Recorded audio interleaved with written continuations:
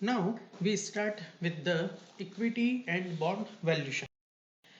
First, we start with the introduction. Every investor, we start with the balance sheet technique. Balance sheet valuation method is based on the balance sheet. Now we start with the dividend discount model. Dividend discount model जो है वो basically दो assumption पे टिका हुआ है. First is dividend are paid annually. This seem to be common practice for the business firm in India. Second, the first dividend is received for the 1 year after the equity share is bought. कि जो भी India में जितनी भी firms है हम ये मान के चलते हैं कि सब की सब फर्म साल के एंड में आपको डिविडेंड देती है. सेकंड कि आपको फर्स्ट डिविडेंड तभी मिलेगा जब आपका एक साल कंप्लीट हुआ है. फॉर एग्जांपल आपने 1 मई 2019 को अगर कुछ भी शेयर्स परचेज किए हैं तो उसका डिविडेंड आपको 1 मई 2020 को ही मिलेगा. अब इस डिविडेंड डिस्काउंट मॉडल के भी कोई सब मॉडल है. तो हम फर्स्ट कर रहे हैं single period valuation model. Single period valuation model का मतलब होता है अगर आप शेयर्स को एक साल तक अपने पास में रखते हो, सिंगल पीरियड का मतलब होता है 1 ईयर, तो उस शेयर्स की इंट्रिंसिक वैल्यू कितनी होनी चाहिए. तो इसका फॉर्मूला है P0 equals to D1 divided by 1 plus R plus P1 divided by 1 plus R. P0 का मतलब होता है करंट मार्केट प्राइस, D1 का मतलब होता है dividend for the next year, expected dividend for the next year. P1 का मतलब होता है expected price for the next year और R का मतलब होता है रेट ऑफ रिटर्न. इसी मेथड को हम एक एग्जांपल से समझते हैं. Assume that equity share of company is expected to provide dividend of ₹2, fetch a price of ₹18 a year hence. What price would it sell for now if investor required rate of return is 12%.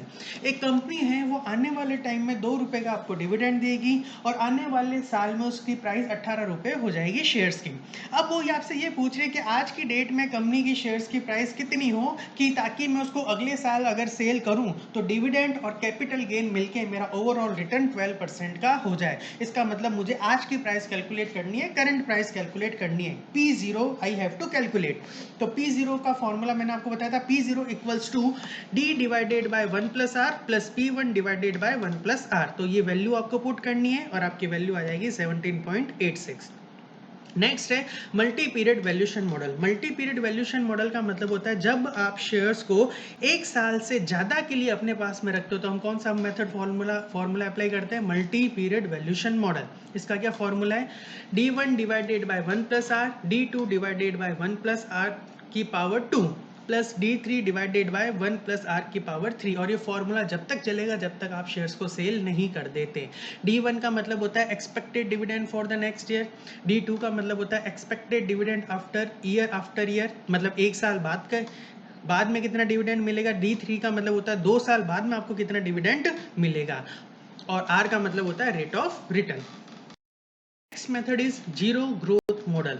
This method assume that there will method आपका आता है constant growth model. इसका मतलब होता है कि आपकी dividend में ग्रोथ तो होगी पर ग्रोथ की रेट क्या रहेगी, हमेशा के लिए सेम रहेगी. कि हर साल आपका डिविडेंड जो है वो 5% से बढ़ेगा, हर साल आपका जो डिविडेंड है वो 10% से बढ़ेगा. तो इसका मतलब है जी जो ग्रोथ की रेट है उसमें कोई भी चेंजेस नहीं आएंगे. ग्रोथ रेट हमेशा की तरह क्या रहेगी, इक्वल सेम रहेगी. तो इसमें कैसे निकलता है D0 का मतलब होता है अभी एट प्रेजेंट आपको कितना डिविडेंड मिल रहा है, मतलब करंट डिविडेंड. G का मतलब होता है ग्रोथ रेट और K का मतलब होता है रेट ऑफ रिटर्न. अब इसी मेथड को हम एग्जांपल से समझते हैं. C limited paid dividend of ₹1.8 per share. The forecast is that dividend will grow by 5% per year into indefinite future. Rate of return is 11% and current price is 40. Calculate intrinsic value.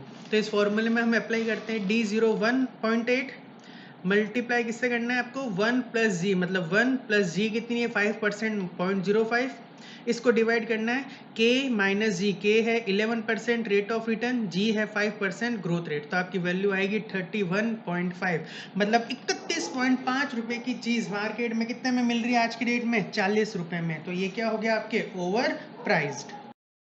The next method is multiple growth model. Multiple growth model का मतलब method आपके discounted cash flow. Discounted cash flow method जो है वो capital तक अपन ने equity shares की वैल्यू कैलकुलेट करना सीखा था. अब हम देख रहे हैं वैल्यूएशन ऑफ बॉन्ड और डिबेंचर्स. डेब्ट instrument include debenture and bond. They are also included into investment इस मेथड को हम एक एग्जांपल से समझते हैं. अ debenture of ₹100 face value carry an interest rate of 14% is redeemable after 6 year at a premium of 2%. मतलब उस डिबेंचर की जो वैल्यू है, फेस वैल्यू, वो कितनी है 100, उसके ऊपर कितना परसेंट इंटरेस्ट मिलेगा 14%, और 6 साल बाद उसका रिडम्पशन करना है. और जब आप रिडम्पशन करने जाओगे तो प्रीमियम पे करना है. कितने परसेंट प्रीमियम पे? 2%. मतलब हमें 2% एक्स्ट्रा अमाउंट देना है. तो अभी उसकी प्राइस कितनी है 100, 2% एक्स्ट्रा देना है, मतलब 100 का 2% कितना हुआ 2. इसका मतलब eight the time of redemption हम उसको कितने रुपए देंगे 102 रुपए, 102. तो रिडम्पशन वैल्यू कितनी हुई हमारी 102. If the discount rate is 16%, what is the present value of debenture? तो हम यहाँ पे फॉर्मूला लगाते हैं I ब्रैकेट में PVAF प्लस F ब्रैकेट में DF. I का मतलब होता है इंटरेस्ट. इंटरेस्ट हमेशा दिया जाता है फेस वैल्यू पे. फेस वैल्यू कितनी है 100, इंटरेस्ट रेट कितनी है 14, तो 100 का 14% हो गया 14. PVAF का मतलब होता है कि जो 16% डिस्काउंट रेट दे रखी है वो कितने साल तक एप्लीकेबल करनी है 6 साल तक. क्यों? क्योंकि रिडम्पशन कितने साल तक हो, कितने साल बाद होगा 6 साल बाद. तो आप टेबल को देख के ये पता लगाओगे कि फर्स्ट ईयर 16% पे पीवी फैक्टर की वैल्यू कितनी है, सेकंड पे कितनी है, थर्ड पे कितनी है, फोर्थ पे कितनी है, फिफ्थ पे कितनी है, सिक्स पे कितनी है. उन 6 की टोटल को क्या कर लोगे आप ऐड कर लोगे. तो ऐड करने के बाद में जो वैल्यू आएगी वो आएगी 3.685. एफ का मतलब होता है रिडम्पशन वैल्यू, जो मैंने आपको भी बताई है 102. डीएफ का मतलब होता है discounting factor value at the end of the time period, या at the time of the maturity, at the time of the redemption. तो 6 साल बाद जब आप रिडम्पशन करने जा रहे हो तो उस 6th ईयर पे 16% की क्या वैल्यू है, कितनी है 4.41. वो वैल्यू हमें यहाँ पे लिखनी है.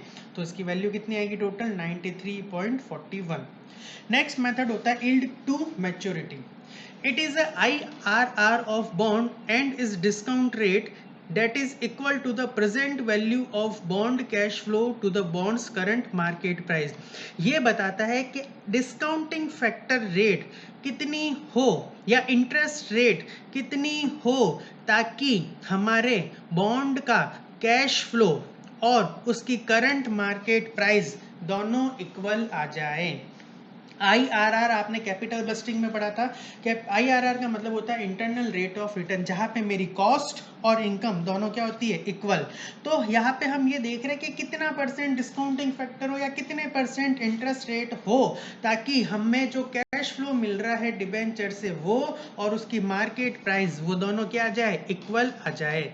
इसका फॉर्मूला होता है FV का मतलब होता है फेस वैल्यू माइनस पीपी का मतलब होता है purchase price divided by year to maturity, कितने साल बाद आप इसकी मैच्योरिटी रख रहे हो, प्लस कूपन रेट इंटरेस्ट, उस डिबेंचर पे कितना इंटरेस्ट है, divided by PP plus FV divided by 2.